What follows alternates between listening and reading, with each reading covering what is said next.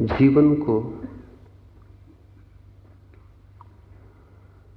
बदलने वाले 3 सूत्र समझ लेने जरूरी हैं।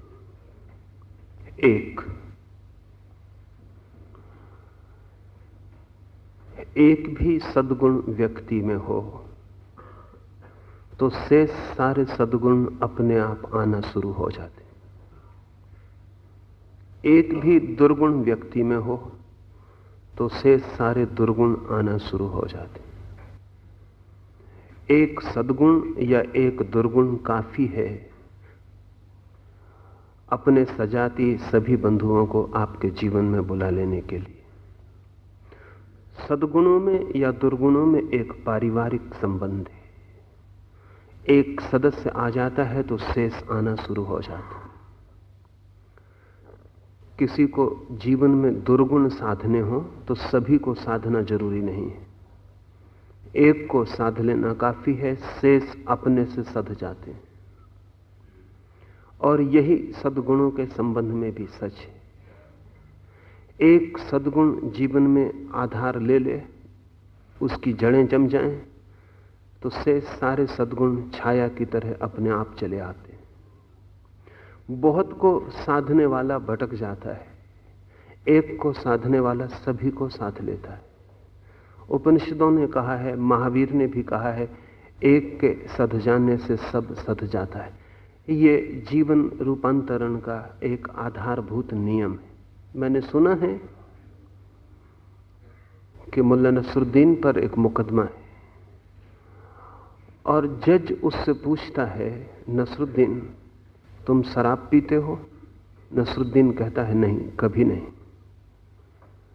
तुमने कभी चोरी की है? नसरुद्दीन कहता है, नहीं, कभी नहीं। तुम कभी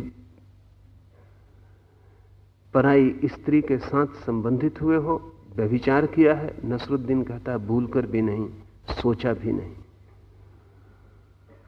किसी को धोखा दिया, बेईमानी की है? नसरुद्दीन इंकार करता चला जाता है। आखिर में जज पूछता है, क्या नसरुद्दीन तुम्हारे जीवन में एक भी दुर्गुण नहीं? तो नसरुद्दीन कहता है, sure, there is one, I just tell lies. सिर्फ झूठ बोलना।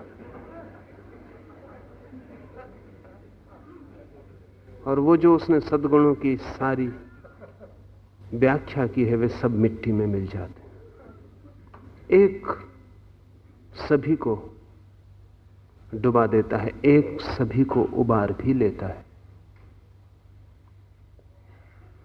इसलिए व्यक्ति को बहुत की चिंता नहीं करनी चाहिए और प्रत्येक व्यक्ति को अपने भीतर अपना आधारभूत दुर्गुण खोज लेना चाहिए। गुरजेफ अपने शिष्यों से कहता था, तुम्हारे जीवन की जो सबसे बड़ी कमजोरी है उसे तुम पकड़ लो, क्योंकि वही सीढ़ी बन जाएगी। जो सबसे बड़ी कमजोरी है उसे पकड़ लो और उस कमजोरी को मिटाने में लग जाओ, या उस कमजोरी जिससे मिट जाएगी उस गुण को साधने में लग जाओ, तुम्हारा पूरा जीवन रूपांतरित हो जाएगा। हमें इस सूत्र का पता नहीं है चेतन रूप से, लेकिन अचेतन रूप से भली भांति पता है।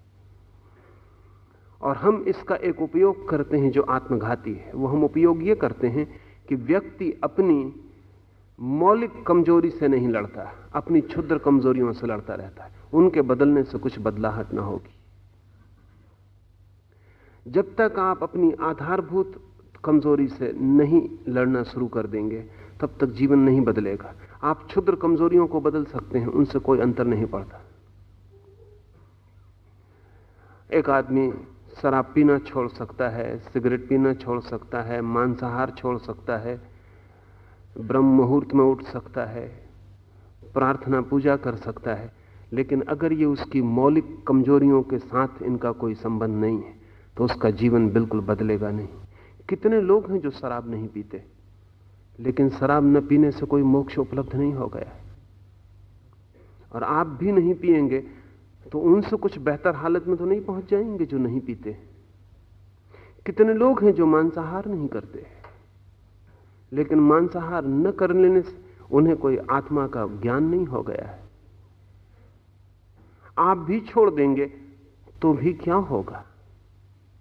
मैं ये नहीं कह रहा हूं कि आप मत छोड़ें, मैं ये भी नहीं कह रहा हूं कि आप शराब पिए जाएं और मांसाहार करते जाएं। मैं ये कह रहा हूं कि आपके जीवन में मौलिक को पकड़ें जिससे क्रांति होगी। अगर मौलिक को, मूल को नहीं पकड़ा, आप पत्तों को काटते रहे और जड़ नहीं काटी, तो एक पत्ता काटने से 4 पत्ते पैदा हो जाते हैं। तो एक दुर्गुण आदमी काटता है, अगर वो आधारभूत नहीं है, जड़ में नहीं है, तो 10 नए दुर्गुण पैदा हो जाते हैं। और आप पत्तों से लड़ते रहें जीवन भर, समय खो जाएगा।